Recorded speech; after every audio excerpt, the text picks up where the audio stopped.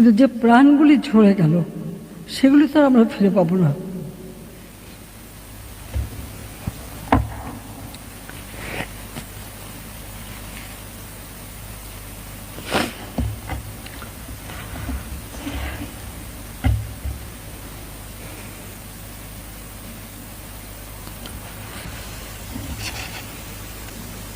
কেন এই রক্ত ছড়া?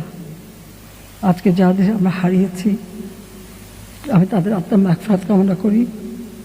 আর যারা আপনজন হারিয়েছে তাদের প্রতি আমার সহমর্মিতা জানাই।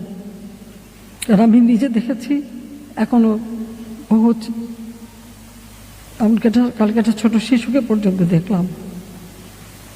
এটা অত্যন্ত কষ্টকর।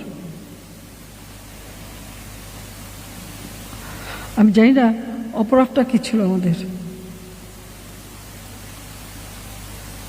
যে ইস্যুটা নেই সেটা নিয়ে আন্দোলনের নামে এই ধ্বংসাত্মক কার্যকলাপগুলি, দেশের অর্জনকে নষ্ট করা, আন্তর্জাতিকভাবে বাংলাদেশের ভাবমূর্তি নষ্ট করা, কে কি অর্জন করলো সেটাই আমার প্রশ্ন। আমার কাছে ক্ষমতা তো ভোগের বস্তু না। আমি তো আয়াস আরাম করার জন্য ক্ষমতা আসিনি। আমি দিন রাত অক্লান্ত পরিশ্রম করেছি বাংলাদেশটাকে একটু উন্নত করতে, এবং সেটা আমি সফলভাবে করতে পেরেছি।